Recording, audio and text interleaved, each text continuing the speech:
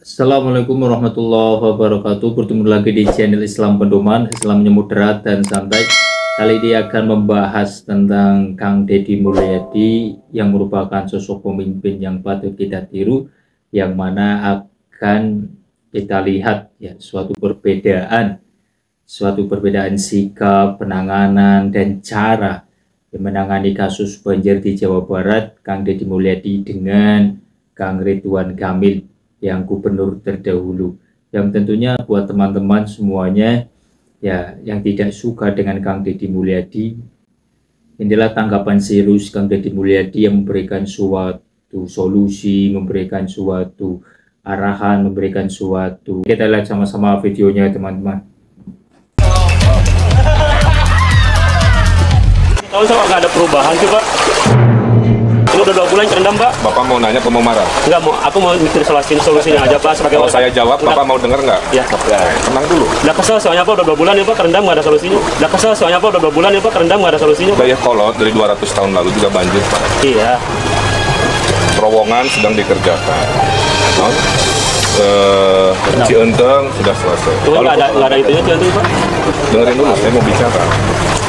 Cienteng sudah selesai, tapi tidak cukup. Maka tahun ini akan dibangun dalam retensi lain. Kita bikin seperti Cienteng, masih tidak cukup, kita bikin lagi. Tapi kan butuh proses. Terowongan Curug Jompong sedang konstruksi, mudah-mudahan akhir tahun selesai, mengalirkan air lebih cepat. Jadi solusi sedang dikerjakan, tapi tidak bisa seperti selesainya yang kita mau. Dan nggak bisa besok, dan semua butuh proses. Jadi kalau dibilang tidak ada solusi, saya kira tidak hanya masalah waktu. Yang namanya membangun rumah juga kan tidak bisa dalam seminggu. Tapi yang paling urgent gitu Pak, yang bisa dilakukan pemerintahan setempat apa gitu Pak? Ya, kita menunggu konstruksinya beres sesuai dengan waktunya kan. Di luar itu kita membantu menyediakan tempat-tempat pengungsian, makanan dan lain-lain. Makanan mana Pak? Makanan mana Pak? Itu miring kan itu dia. Jadi ada sedikit perdebatan ya antara Kang Ridwan Kamil dan rakyatnya, yang mana rakyatnya itu ingin memerlukan suatu solusi yang cepat karena ini banjir tahunan. Makanya dia ada sedikit perdebatan.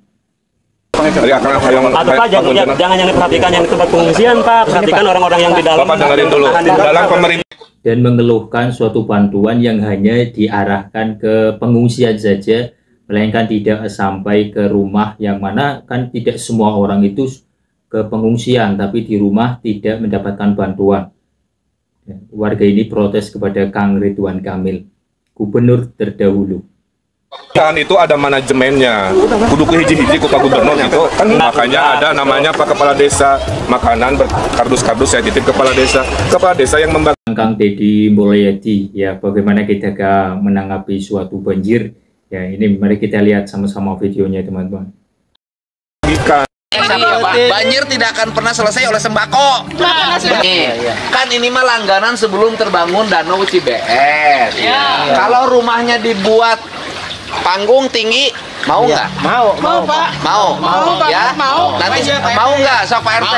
Mau. Jadi gini, rumahnya itu tidak begini. Nanti saya buatin misalnya dikolongin. Nah kemudian paling tinggi banjir di sini berapa? Ya paling tinggi 3 meter lah. 3 meter ya udah pernah. 3 meter paling tinggi. Ya tapi jarang. Jarang. 3 meter mah jarang. Paling 2 meteran. 2,5 meter lah ya. Iya. Jadi dibikin rumahnya, konstruksinya dibikin kolong pakai beton, beton 2,5 meter. Di atasnya rumah. Jadi ketika banjir tidak ada masalah. Tinggal keluar kalau tinggi pakai perahu. Nanti saya normalisasi ya. Bongkarin bangunannya, setuju? Setuju? Lebih itu bagaimana Kang Deddy Mulyadi itu memberikan suatu solusi yang mana di daerah itu sering terjadi banjir. Kemudian Kang Deddy Mulyadi karena dekat dengan danau, kemudian mengusulkan nanti rumahnya itu panggung. Nanti dibuatkan suatu beton yang tingginya 2,5 meter, kemudian nanti baru rumah ya. Tidak melulu dengan bantuan-bantuan yang sifatnya itu logistik, yang mana banjir itu sudah datang, kemudian bantuan pemerintah itu datang. Tapi Kang Deddy Mulyadi bagaimana caranya mencegah tidak terjadinya suatu banjir itu terdampak pada lingkungan itu sendiri atau manusia itu sendiri, yang mana banjir itu pasti datangnya tahunan. Mungkin solusi dari Kang Deddy Mulyadi adalah membuat rumah panggung. Dan untuk banyak sekali video-video beliau yang langsung turun ke kali-kali supaya dinormalisasi, banyak sampah-sampah, ejeng kodok dan lain sebagainya. Beliau rela turun ke kali tersebut bersama dengan masyarakat-masyarakat yang lain. Jadi untuk para teman-teman semuanya bagaimana ya? Apakah mana yang lebih relevan ya? Mungkin ini hanya perbandingan saja ya. Seorang pemimpin memberikan suatu jalan yang mana tentunya Kang Deddy Mulyadi ini punya gagasan yang sangat luar biasa, yang mana gagasan tersebut di luar dari beberapa pemikiran-pemikiran orang-orang yang ada di dalam pemerintahan itu sendiri. Yang mana pemerintah itu kan biasanya datang itu setelah banjir, tapi terkadang ya adalah ya mungkin orang-orang yang mencoba mencegah banjir tapi tidak efisiensi. Tapi untuk Kang Deddy Mulyadi ini sangat luar biasa. Pak, yang bikin banjir Pak, ke sana Pak. Karena sana bangunan liar banyak Pak. Ya makanya kan ini harus dibongkar. Dari sini nanti langsung jalan alatnya ke sana terus jalan. Kalau ini Pak sudah dibikin empang Pak. Ini ada saluran air Pak. Kalau ini digali empangnya. Cuman dari sana itu bangunan semua Pak, permanen. Bangunan rumah. Permanen, Bapak bisa lihat ruko-ruko Pak. Oh, ruko. Bapak lihat dah, Bapak bentaran. Ini Pak. Bapak kalau yang menunjukkan penyebab banjir yaitu ruko-ruko.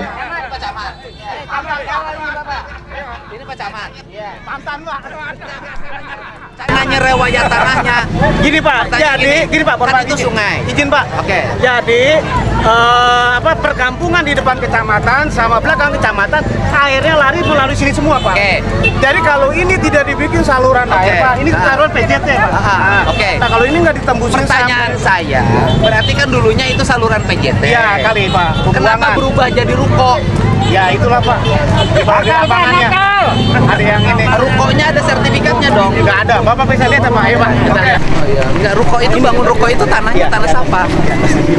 Di atas saluran.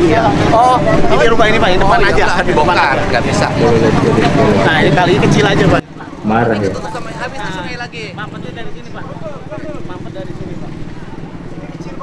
Oh iya ini. Oh iya ini bang di atas bangunan. Nah, ini makanya mampet Pak di sini.